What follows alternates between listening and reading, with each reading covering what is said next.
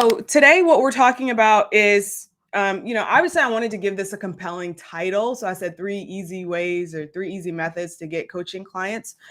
And I don't want to confuse this with some of the other content that I have about like how to get coaching clients, this, that, and the other. So the purpose and the premise of this topic is like literally if somebody told me you have to get a client tomorrow or such and such negative outcome, right?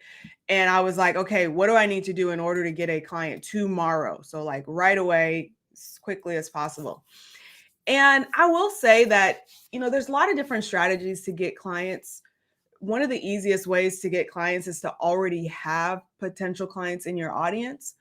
And so, as I'm sharing this, I want to encourage you to, like, don't get so down on yourself if you start looking at other people's results or other people's triumphs or wins, and they're like, oh, I got XYZ client, or I made 6 figures the very first time I opened the doors or whatever. A lot of that does stem from your starting point. And I remember a conversation that I had with a friend of mine in high school, in college. And we were sitting, I still remember, we were at KSU, we were sitting along in the green on one of those like stone benches. And I remember telling him, like, I just feel so defeated because, there's so much that I want to do, but I feel like I'm not starting at the start line. Like, I feel like I've already been placed back in life. And we were talking about finances, like personal finances and just opportunities, like not having like a network of people who, were able to recommend me, or like not even learning from my parents that I needed to, save money or do this, that, or the other. Like, I just felt like I was at a disadvantage already. And I remember, the response that he gave me in that moment stuck with me so much so that I'm sharing the story with you guys. But it also helped me it really shaped like the rest of my life. And his response was, okay, yeah, you're at a disadvantage. Like, yeah, you're at a disadvantage, but what are you going to do now that you know that? What are you going to do about it? And I remember at that point, it was weird to me because everybody else had engaged in my pity party, right? Whenever I was like, oh, well, I'm a woman, so this, that, and the other. And oh, well, I live here, so this, that, and the other. And oh, well, I'm Black, so this, that, and the other. Like, every other person had engaged with me on that pity party. And they were like, yeah, that's terrible, this, that. And they didn't give me a way to overcome it. They were just like, yeah, it sucks. But he said, yeah, you absolutely have those disadvantages. And now what are you going to do about it? And so, like I said, that's really stuck with me, so much so that it shaped, everything, a lot since then. And the fact that I have a successful business where I literally pay myself a salary, like my name is the company and the and the employee, and I can change my salary anytime I want. I just go log into the payroll system. Like, the fact that I have that and have the ability to do that, it's not lost on me. It's taken some time to get here. And what I want to say, and the reason that I shared that story, is I want to encourage you, like, even if you feel like you're at a disadvantage or you're at a different starting point than everybody else, some people get to start the race at the start line. Some people get to start it, they already got a head start, right? And you may feel like you're at a disadvantage. The more time you spend focusing on that versus focusing on what you can do, the more time that's wasted. Okay. So kind of a long-winded answer to the thought that I had in my head of, like, if somebody else is, already there and you're like, well, I can't get a coaching client tomorrow because I don't have, that's what you're about to share with me. Like, that's not what we're focusing on, right? We're focusing on what can I do? And that's where we're going to go from here. Okay. So long-winded story, but let's go into way number one. Yes, please come to Atlanta.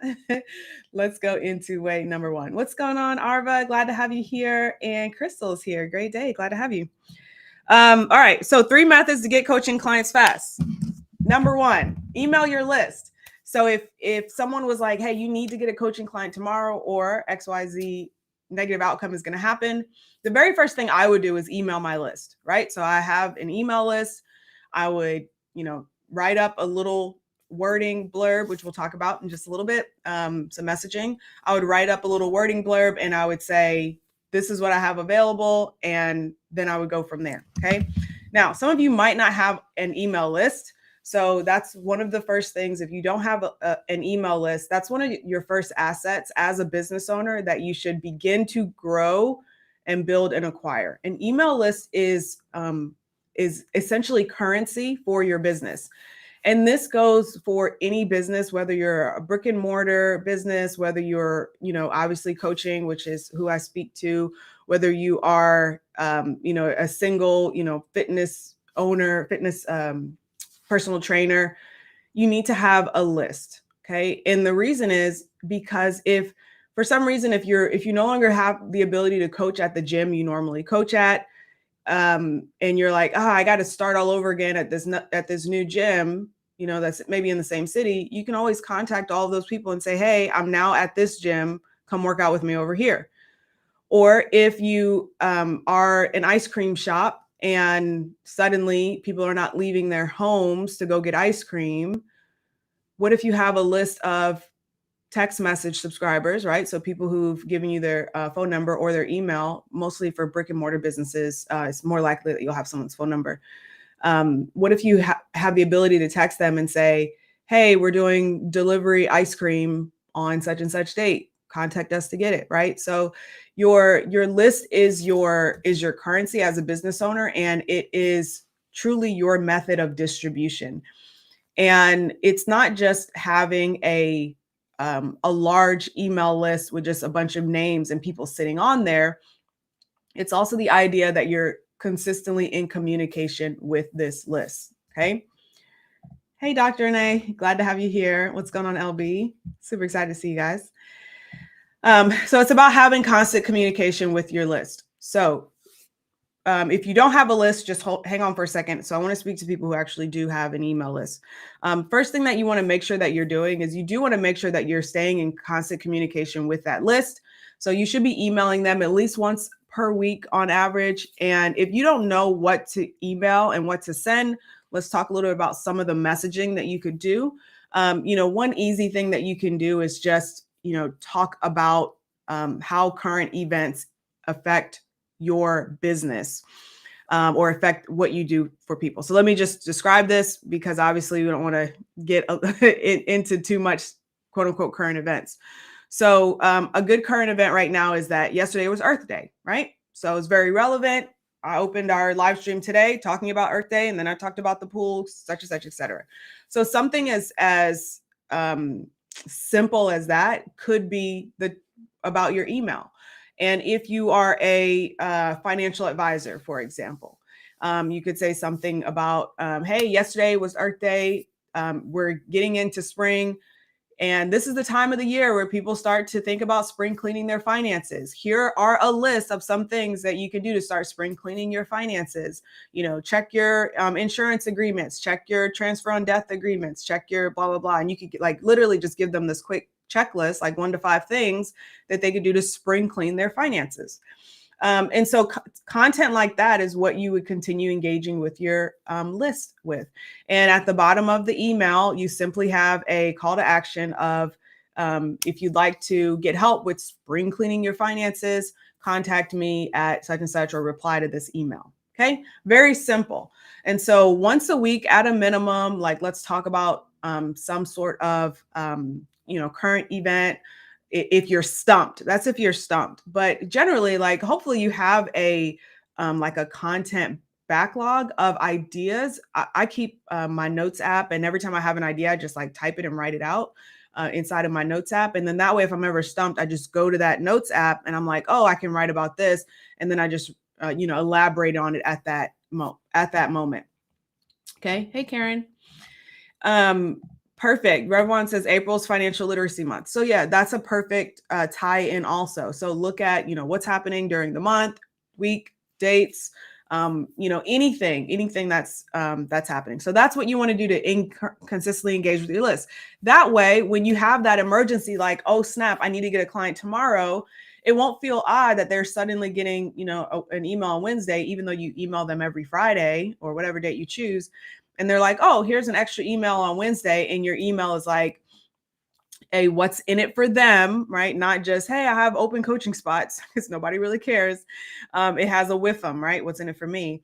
And it, it might say something like, such and such client was able to, spring clean their finances, and I'm opening it up for one more client who wants to spring clean their finances. Reply back if you'd like. Like, it's just a simple example, but that's essentially what you would do in order to grab that one client that you need by tomorrow from an email list. Okay. So that's for those of you who do have an email list. Now, if you don't have an email list, then your very next piece of homework is to create a compelling piece of content that is behind an email gate, right? And so and when I say compelling, this might be something like a video training. It could be an audio. It could be a PDF, something as simple as that.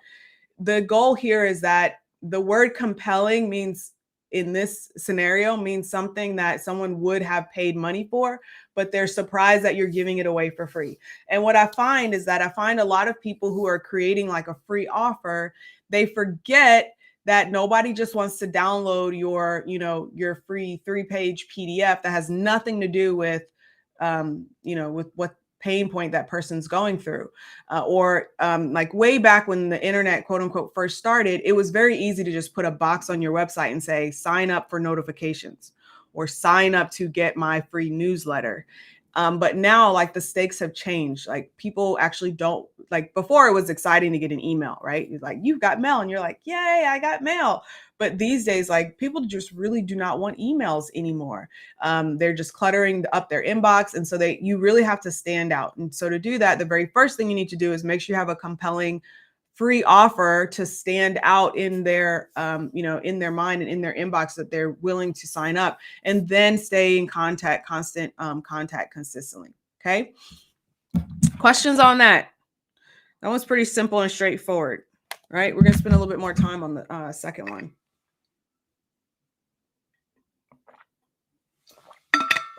All right. Before I move on to the second one, I do want to give like a good example of, I feel like I gave an example of an email, but I do want to give an example of like a really good email that you could send out. So give me an idea of like a coaching, what type of coaching that you do. I kind of gave a financial example already. So let's choose someone else and let's hot seat it. That'll be fun. So give me an example of a coaching business.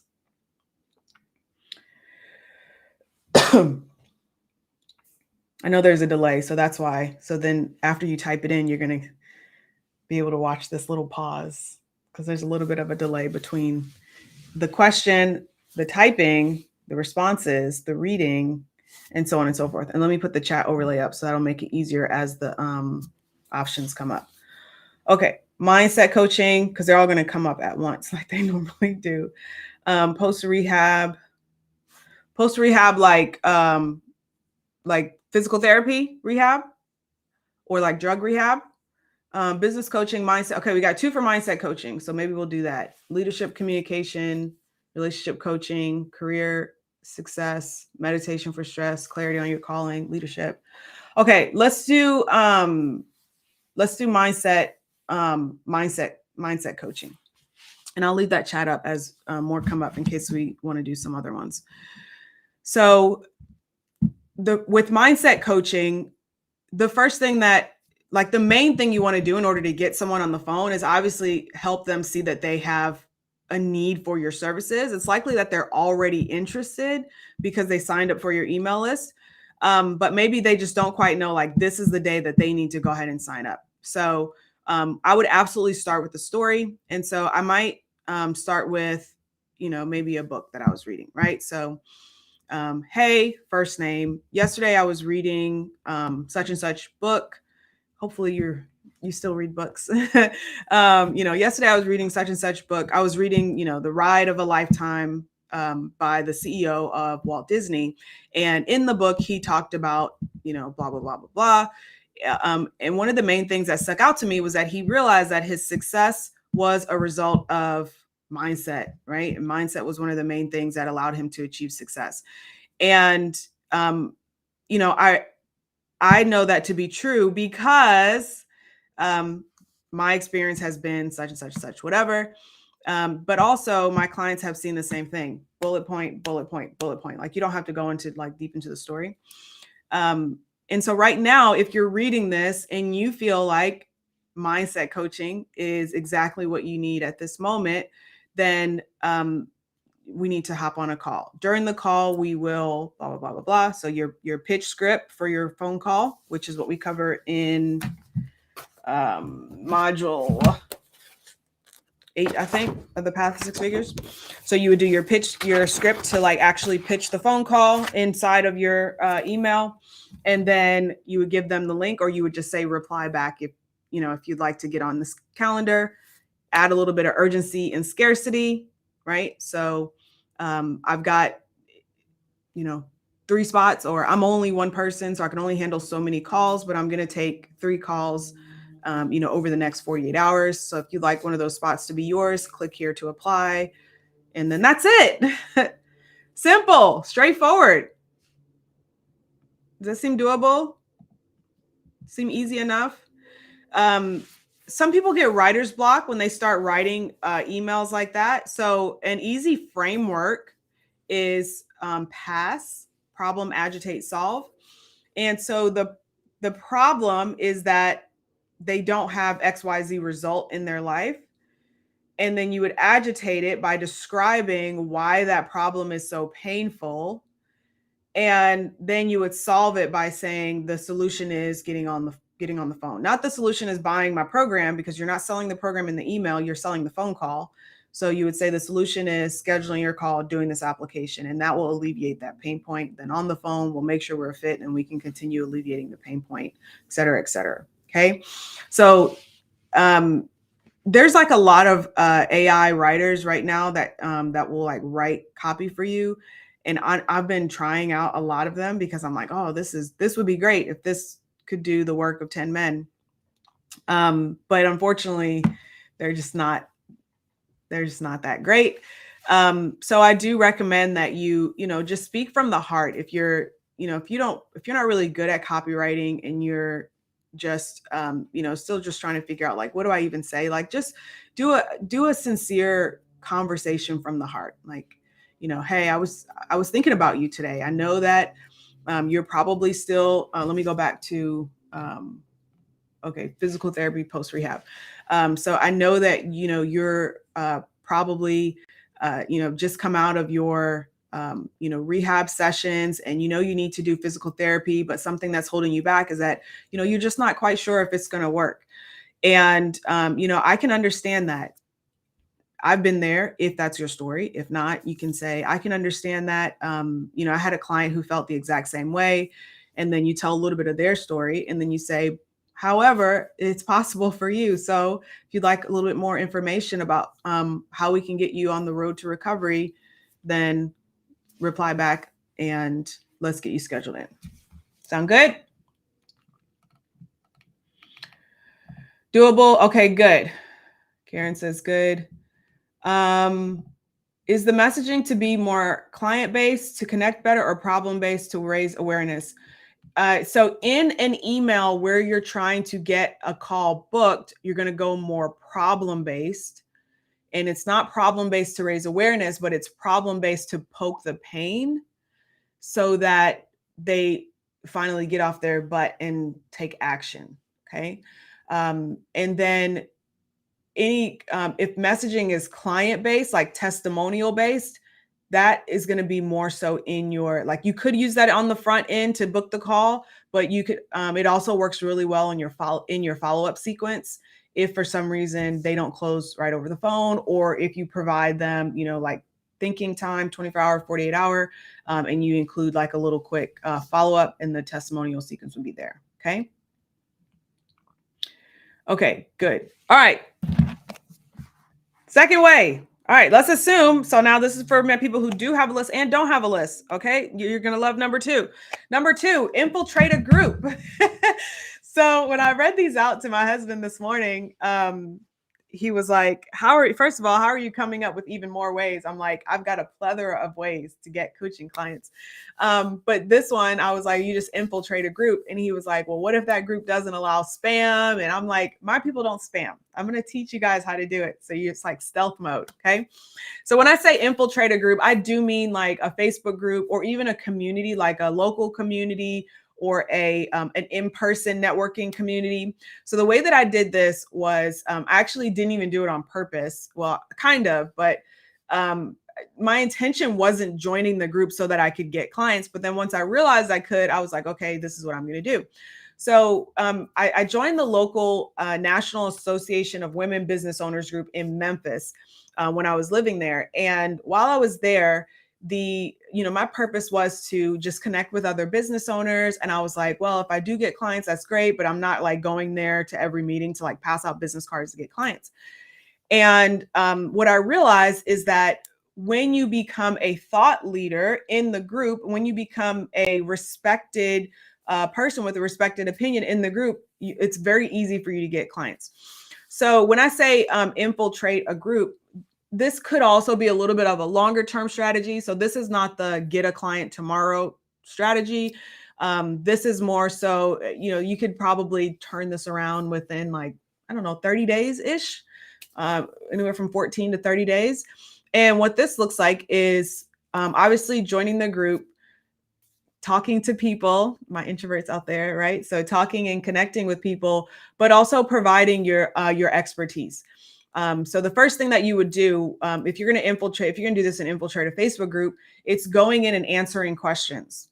So you do want to add yourself or be added to a group that's actually active, because there's no questions to answer if the group is not active. So you'll go in, and even if they're like not completely in your area of expertise, if you can provide a helpful response, you'll be seen as a helpful leader, right? As a thought leader. And so you just go in, kind of start answering questions, and you might do this a little bit, 20 minutes a day. Go in, scroll the group, answer a couple questions, leave, whatever it is. And then you're going to phase 2. So that's phase 1. So you might do that for the first 5 to 7 days. Then phase 2, which will be another 5 to 7 days, you'll start creating your own post. And with these posts, you're not like, okay, I'm going to position myself as, the thought leader and, creating content that's super opinionated. Like,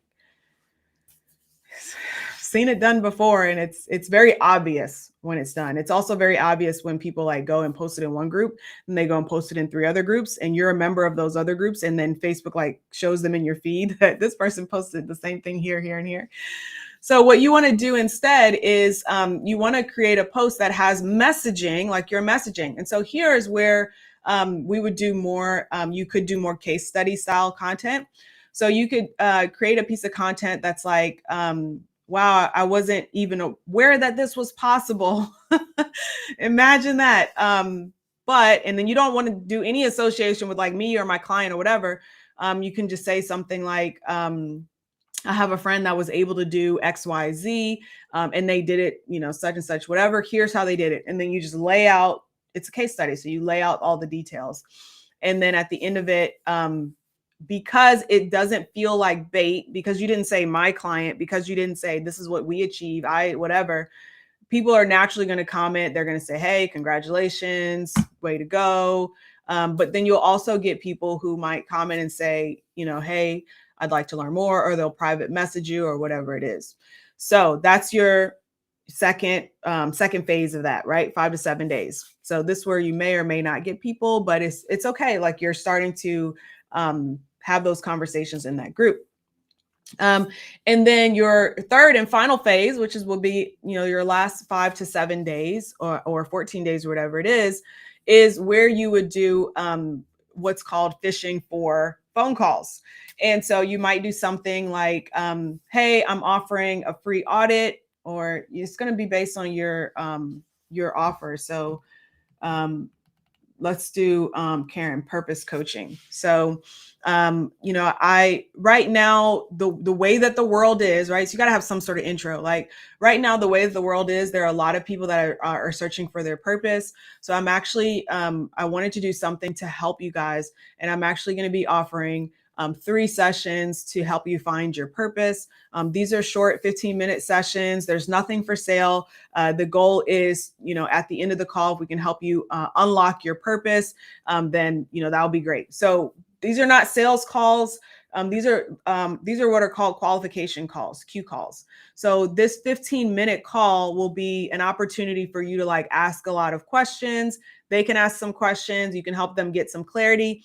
And then at the end of it, your next step is, hey, if you have good rapport and you feel like this is someone who might be a good potential client, you would just say something like, hey, I do have a couple of options. If you do want to, continue this, I feel like we connected really well. I'll send those details over in an email, and then we can connect on another phone call if that's what you like to do. So these are not hard sell. These are basically, you're qualifying them on that call, and then you're transitioning them to a second call. And you could also position that as like a check-in call. So you might say something like, let's check in a week. I'll send you the details of those offers. And then on that next call, we can talk about those, or we can just do a quick check-in. So this should take no more than 45 minutes of your time per person. And if you really need to get clients, then let's do it and not complain about it. Okay. And so in order to do this, obviously, you need to know how to message, right? So you need to know what to actually say. And the key is that you need to understand the pain points for your audience. So even going back up to some of these that you said, like Rosie said, help people get clarity on their calling. So where does that hurt them? Why is it painful? Why would somebody need to get clarity on their calling? Maybe they feel lost. Maybe they feel like, other people are getting ahead and not them. Maybe they feel like they are getting passed over for opportunities.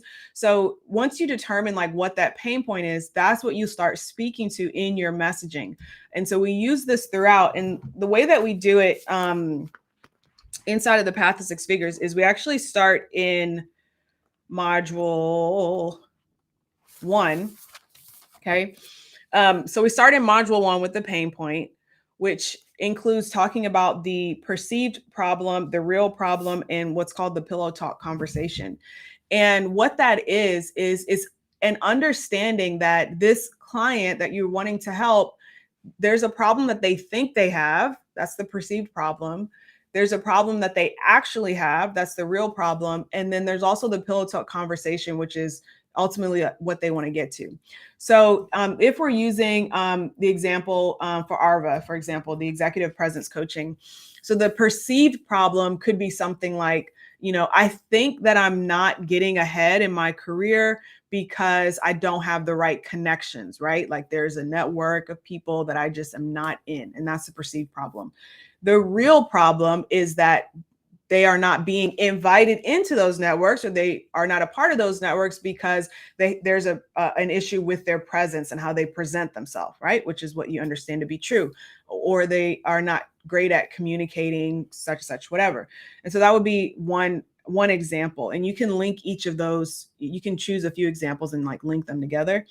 And then the pillow talk conversation would be something like, if I don't get a promotion within the next couple of months, I'm leaving this job. I really feel underappreciated. I feel undervalued. And it's ridiculous that everybody else is getting promoted except for me, right? So it's kind of like, what's the conversation that they're having with their spouse, with their partner, in their own head, right? That's why it's called a pillow talk conversation, is because once we finally lay down and lay our head on the bed, that's when everything sort of comes to the top of your mind. You ever watch those memes where they're like, as soon as I go to sleep, your brain is doing all this stuff? That's exactly what's happening, because your brain is getting ready to flush everything out for the day, or it's reorganizing. And so right before you go to sleep, that's when you're usually starting to think of these things.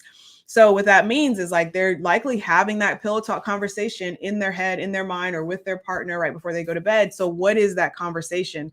And when you understand those pain points, there's usually more than one, but when you understand those pain points, it becomes a lot easier for you to create your marketing message, because your marketing message is based in part on the pain point.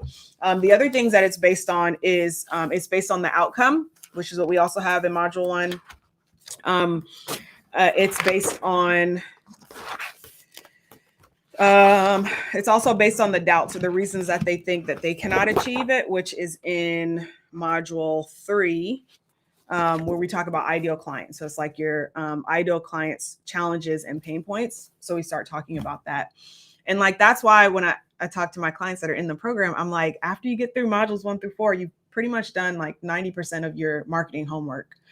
Because that's really all it is. Like, once you nail down your marketing message, it just flows through everything else. You don't need to figure out like, what piece of content do I create today? Like, what blog posts do I create? Like, it's easy for me to create a live stream with 3 easy methods to get coaching clients, because I know my audience pain points. I know the pillow talk conversation. I know, what stressors are coming up. I know that a lot of you don't have some of these things in place, like email lists, and you're just getting started, et cetera, et cetera. Okay. Good. Makes sense. All right. Awesome. Good. Sorry, I'm just trying to feature these comments. All right. All right. Last one. Your final step in your third method to get coaching clients fast is to actually host free calls. So this is a little bit different than what I just explained. So you know how I just explained that 15-minute call is a Q call, like a qualification call. So when I say host free calls for the step 3, this is where we're actually doing the sales calls. All right. So in this case, what you need is you need to know how to sell. You must know how to close. It's a big topic. So all right. One of the main issues that I see with coaches who are trying to bring people into their coaching programs is that you have such a heart for what you do, and you're really good at what you do, and you love what you do so much that it like changed your life, and you just want everybody to have that same life-changing experience. And I get it. I experienced that as well. It's the reason why I do these live streams. I'm like, I just want to help you guys, right? Like, I just want to help. And that's really where a lot of you are as well. And there's nothing wrong with that. But the issue that comes in is that at some point, there has to be an energetic exchange, right? And so this is not even about like, oh, at some point you got to pay your bills. At some point you got to eat. Like, you get to eat, you get to survive, you get to pay your bills, you get to do all those things because you do, because you're worthy, you get to receive money because you do. So we're not attaching our coaching and what we offer to the fact that we get to exist, right? So that's one thing that maybe we should stick on this for just a second. Like, I really want to separate that out for you. You get to exist because you do. You get to receive money because you do. You get to survive. Like, you are worthy of money. You're worthy of you having what you desire. Like, you're worthy of all those things. Okay. So we're not attaching the fact that you're coaching and what you're offering, which is your gift. We're not attaching that to the idea that you have to survive and you have to live and you have to pay for things. You have bills and things like that. It's separate, right? Coaching is just one way where we bring in that money, which is that energetic exchange that flows through to the rest of our life so that we can go and buy milk or purchase cookies or whatever it is, right?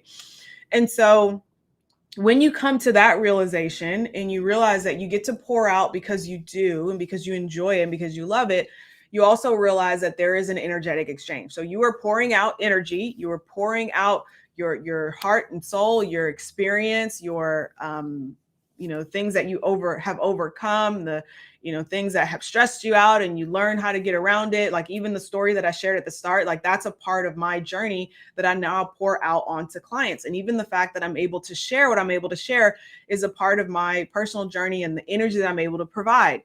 Okay. And so all you're doing as a coach is you're providing an energetic exchange, right? So notice even when I'm making these motions with my hands, like that's how energy flows. It's neither created nor destroyed. It's only transferred. And money is energy. It's literally just digits on a screen. It's simply a store.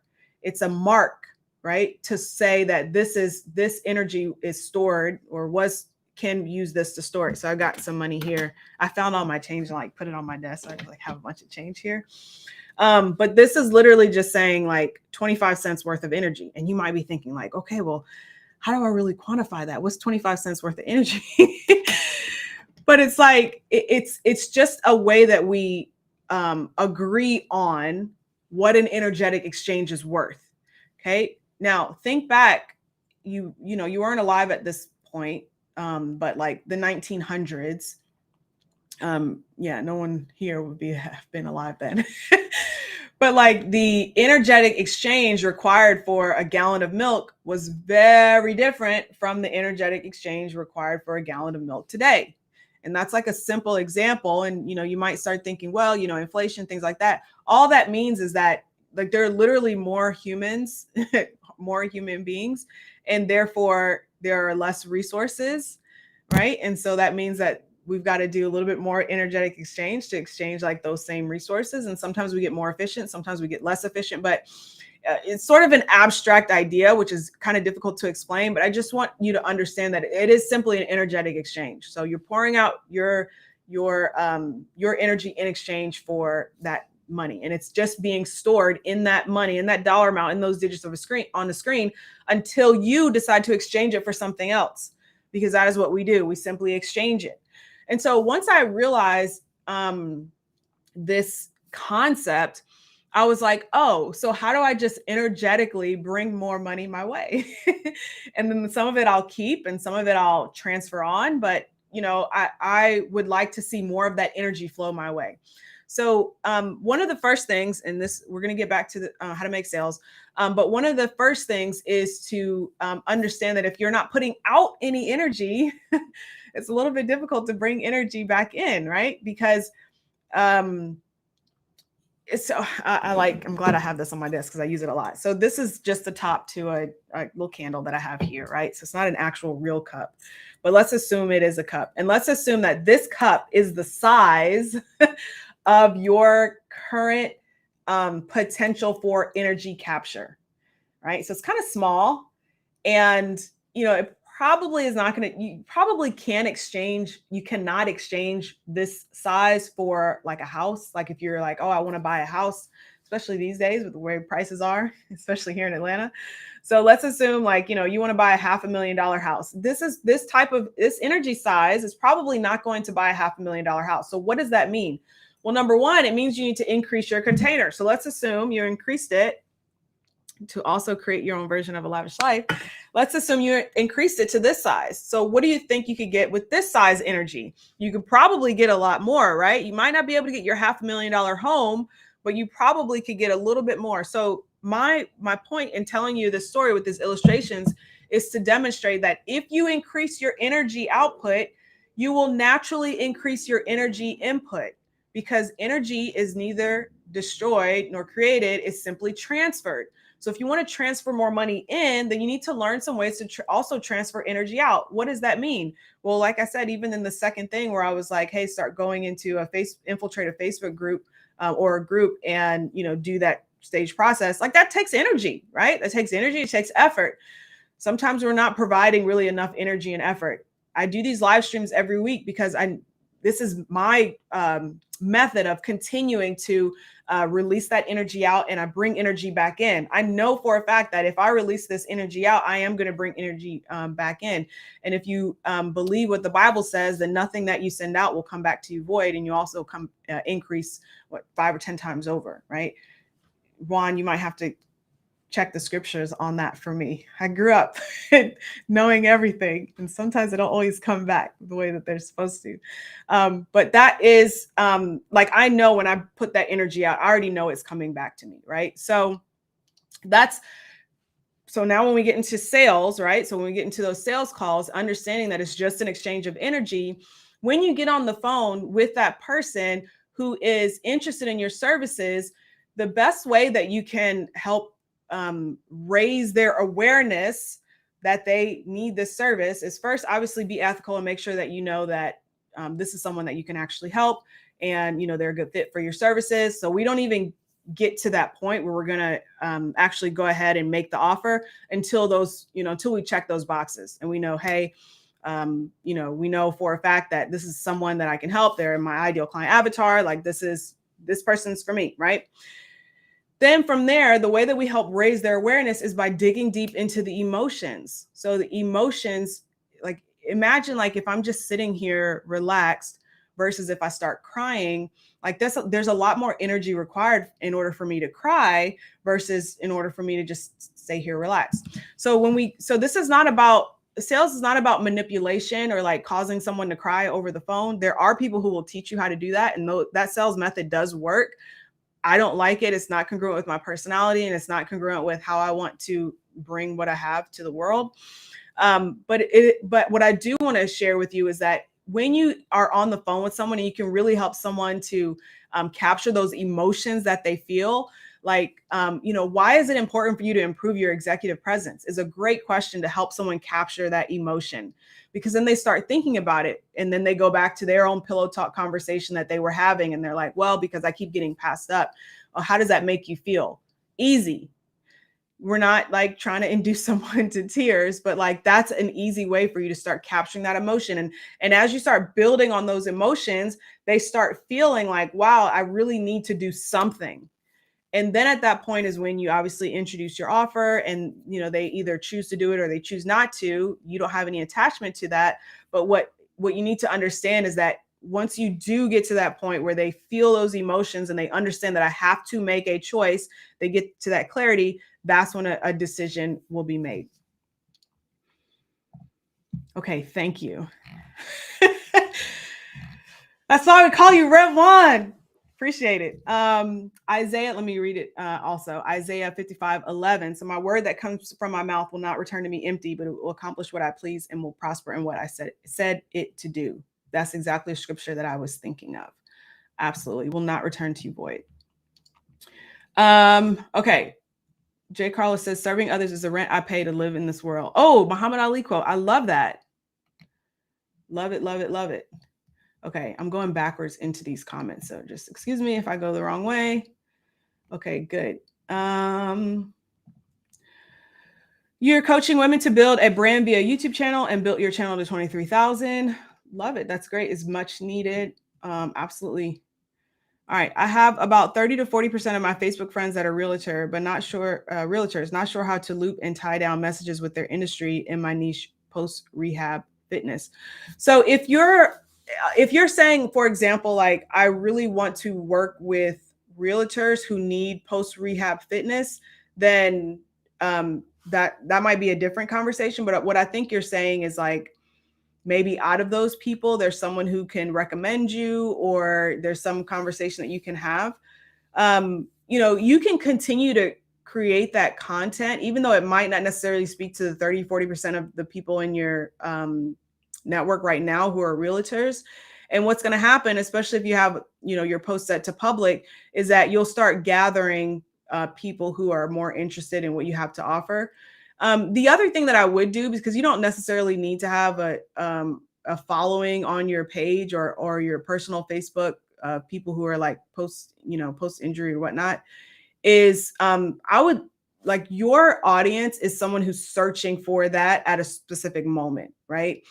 Like, think about the person who's on Facebook scrolling versus the person who like just got into an accident, for example, and is suddenly looking for an injury lawyer. Like, you don't go to Facebook to like look for an injury lawyer. You're like, I just got in an accident. I just got injured on the job and I need to search and find someone. And that's why a lot of those ads where they're like, have you been injured on the job? Like, they run nonstop because they're just trying to stay top of mind for when it does happen, because they can't target people based on, I just got injured on the job. So if you know that the type of person that you're looking for is someone who's in a specific, like a moment, right, situation, you're probably going to want to focus more on search friendly content, which means that you should be building up like a YouTube channel worth of content on that specific topic, creating blogs where, you know, people would search Google or Bing or whatnot in order to find your content. And that's really where I would be. And then on your Facebook page, like on your engagement profiles and things like that, the main thing that you want to do is just stay top of mind with your topic. So you could, same way you would email your list once a week, you might put out a post, you know, once a week on your Facebook page that talks about, you know, a little bit about what you do and, you know, hey, I'm so excited that such and such has been happening, whatever, like nothing that's like, I'm trying to get a client from my Facebook page. Sound good? Okay, good. Yes. I love your use of emojis also. Loving it. Absolutely. Absolutely. Okay, good. So those are your 3 ways to get a coaching client fast. Email your list, infiltrate a group, host free calls. And in order to email your list, you need a list.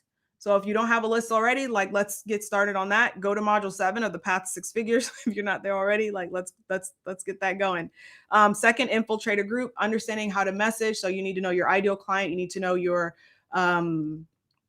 the pain points, the pillow talk conversation, the problem that they have, and all those things, so you can consistently create content that resonates with them, and then host free calls. And obviously on this one, you need to know how to close. Now, my absolute favorite way to get calls booked on the calendar is to actually speak to people who are ready versus someone who's like, well, you know, just kind of like looking around. That John Travolta meme where he's just kind of like, you know, looking. Like that's what I think about when I think of people who are like happen to get on the calendar and they're like, okay, so what is it that you do again? So unfortunately, I haven't had to deal with that in the last couple of years. And that's because I've put a system in place that will filter people out before they get to the end. And this system is something that once you set it up, you literally can just like spend money on the front, start bringing people through the system, and then they come out through the back end. And we teach it all inside of the Path to 6 Figures. And if you'd like more information on that, just go to latisha.tv/path and register for the free training. During that training, you'll see a little bit more about the system, how it works, and you'll be able to hop on the phone and join us in the program. Other questions? I'm recording more videos today, so I have my I'm bringing more YouTube videos to you guys. Have y'all seen my shorts? I got, well, not like my actual shorts, but like I've been publishing some YouTube shorts. I'm working on truncating my content because it has to be under a minute to be a YouTube short. And so that means sometimes I'm like speeding up how I speak, but I'm going to try to just like make shorter content. So I'll be publishing some more shorts. I've got new videos that are coming to you guys. One of them is a Thinkific, another video from Thinkific for what we have been working on previously. But then I've got a lot more content. I have this whole 30-day planner and list of content. It's going to be me and my editor knocking them out. So looking forward to showing you guys those things. All right, that is what I have for you today. Until next time, same dang time, same dang place. Remember that your dreams deserve your decision and you deserve to achieve your dreams, but only if you decide to do whatever it takes to get them. So go, dream, decide, do. And I'll see you guys in the next one. Okay, bye.